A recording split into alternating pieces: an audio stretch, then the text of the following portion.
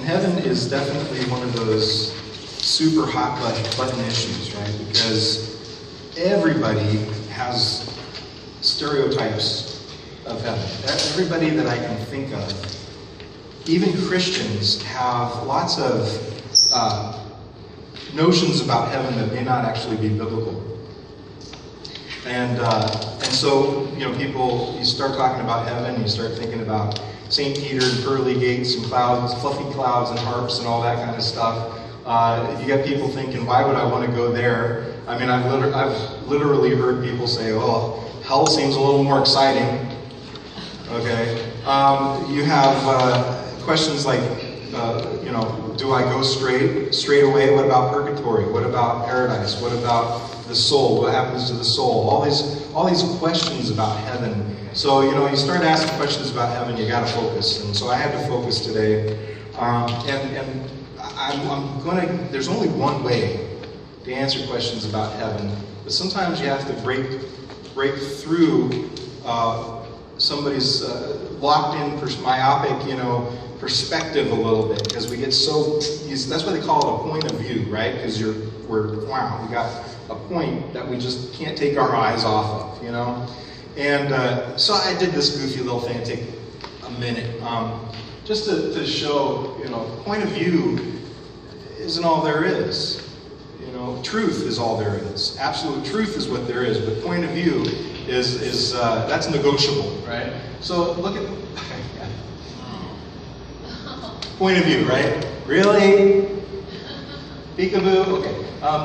So there's a dot, right? It's a point. You got a point. And everybody would probably agree that that's a point because we're sitting at it from this point of view and we're looking at it and we see a point. We go to the next one.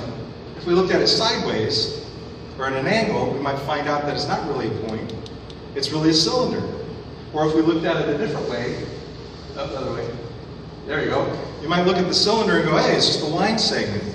But what if it is a line segment? And you look at it from a different angle altogether. Keep going. You go over the top of it, and you find out that it's not just a line segment. You're looking at a plane, right? Because it depends on how you look at it. And then you think, oh, a plane can only be two-dimensional.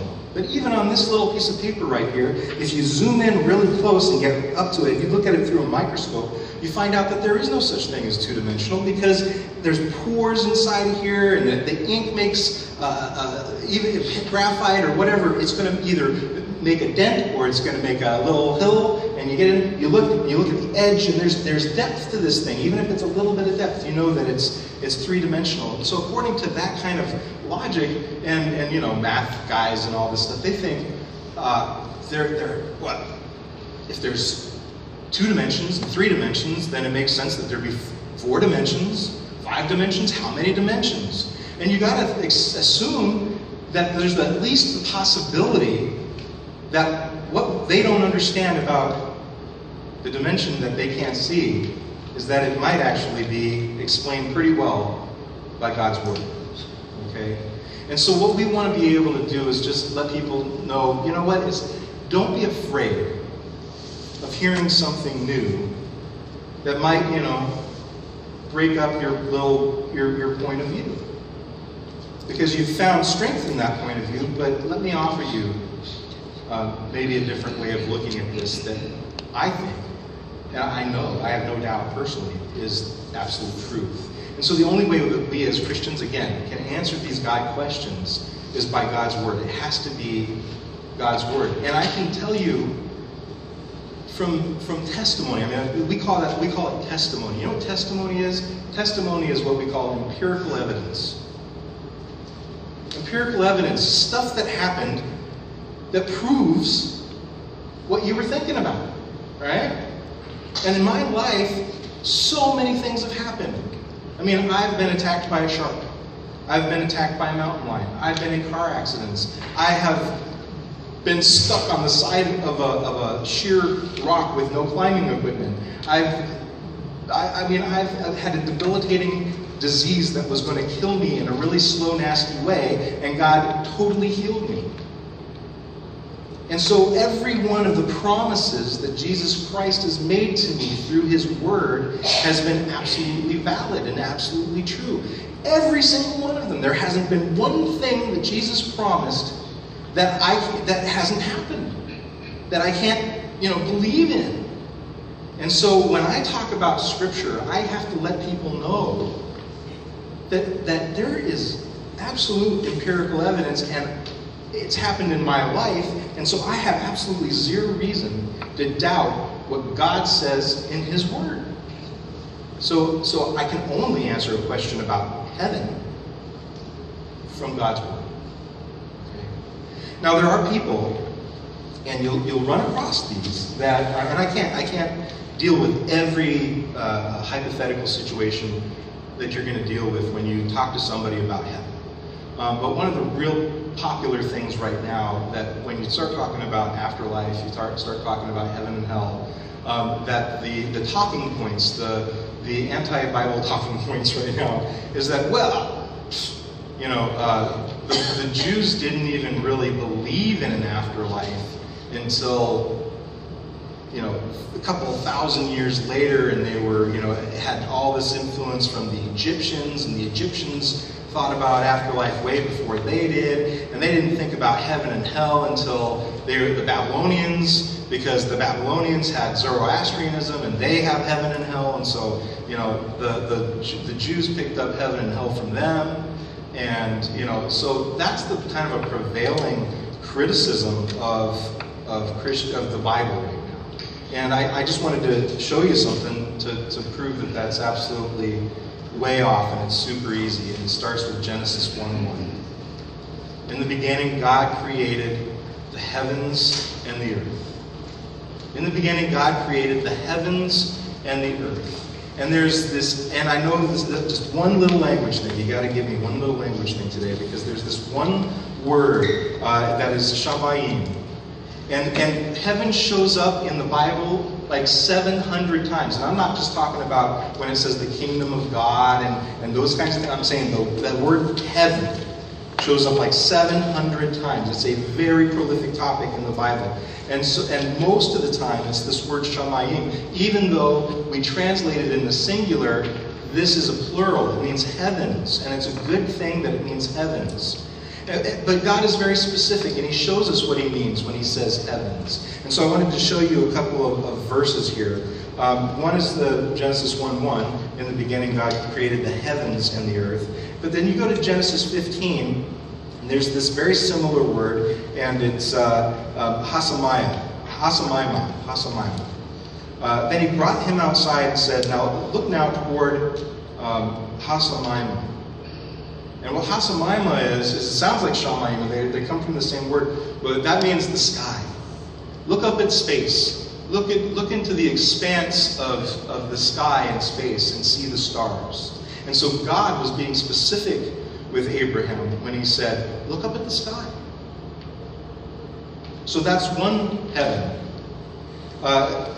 He said, look now toward heaven and count the heaven, and count the stars if you're able to number them. He said to him, so shall your descendants be. Well, that's kind of important, because what Abram really had on his mind and on his heart was, I'm getting old and I don't have an heir. I'm getting old, I don't have a son. That he was really focused on that. It was taking up his time. It was taking up his life, and that's what he wanted more than anything else. And God loved him, and he was walking with God, and that's what God wanted to give him. And so that's where a lot of their conversation went. But never think for a second that God isn't always thinking about walking eternally with Abraham. Okay? Just because it talks about descendants doesn't mean that this word in the Bible isn't talking about walking forever. That God isn't talking about walking forever with Abraham. Okay? And then there's the other one here. It's Jacob, right? And then Jacob dreamed, and behold, a ladder was set up on the earth, and its top reached to heaven. Actually, that's hasamayim, the heavens. That's plural, right? And there the angels of God were ascending and descending on it. And then Jacob awoke from his sleep and said, surely the Lord is in this place. Where was Jacob? I think this is real important. Where is he? He's on the earth. He's sleeping on a rock. Okay? You don't get more earth than that, right?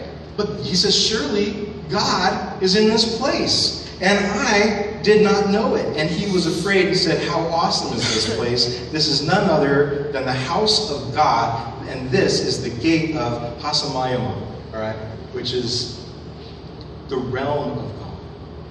So when we talk about heavens in the Bible, if you say, look at the heavens, the Lord of the heavens and the earth, he's talking about not just the sky, but his realm. And he talks about both of them because he owns them all. In the beginning, God created the heavens and the earth. And they belong to him. If he made them, they're his. And he can do whatever he wants to with them. But his desire is to give them to us.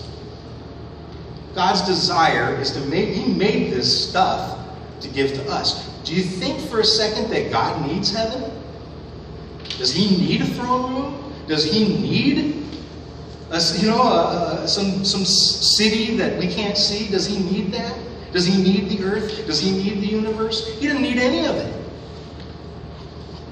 But he decided in his love and in his wisdom to make people that were in his image and likeness, because he decided that it would be good to have a friend, to have friends and a family forever. And so all that he made, the heavens and the earth and the universe, he made to give to us, so that we would have a way of being his friend and walking with him forever. Don't think for a second that God didn't have that in mind from Genesis 1:1 on. Don't think for a second that that wasn't the plan. Eternity was always God's plan. God made Adam to be eternal. He made him to live forever. And we talked about perfect love and we talked about freedom last week and what happened. But from the moment that sin entered the picture and that life, that eternity thing broke, God said, I am going to fix this. Always. It was always about him walking with us, and not just in the clouds, not after we die, but walking with us hand in hand in the heavens and on the earth. Okay? And like Jacob said, God, Lord, was in this place. I didn't even know it. And the gate of heaven is right here. And man, he's here. That's always, always God's plan is to be with us. I have to show you a couple more scripture here. First of all, God is the King of heaven. Like I said, if it's talking about the heavens, God's saying, I own it. May you hear the supplication of your heart and of your people, Israel, when they pray toward this place. Herein, it's Hasamayim, the heavens, your dwelling place, and when you hear, forgive. That is Solomon's prayer. Solomon understood in his wisdom that the heavens belong to God, but that God isn't far away.